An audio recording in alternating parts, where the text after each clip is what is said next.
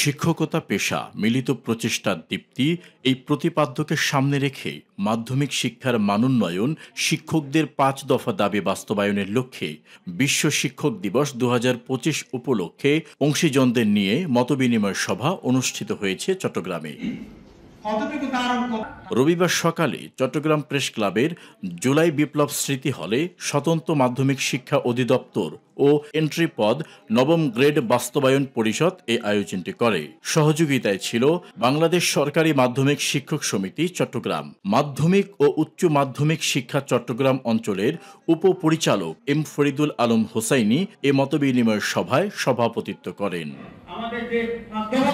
উপস্থিত থেকে বক্তব্য রাখেন জনাব শামসুদ্দিন মাহমুদ সালমি, মীর আবু সালেহ, মোহাম্মদ শামসুদ্দিন শিশির, এম এ সাফা চৌধুরী, জাহিদুল করিম কোচি, তৌহিদুল আলম, মোহাম্মদ আফসার উদ্দিন রাজু সহ আরও অনেকেই। এতে বক্তারা স্বতন্ত্র মাধ্যমিক শিক্ষা অধিদপ্তর প্রতিষ্ঠা, সরকারি মাধ্যমিক সহকারী শিক্ষকদের এন্ট্রি পদ নবম গ্রেডে উন্নীতি করে ৪ স্তরীয় পদ সোপান সহ ৫ দফা দাবি উপস্থাপন করেন এবং অনতিবিলম্বে তা পূরণের গুরুত্ব তুলে ধরে পূরণের দাবি জানান।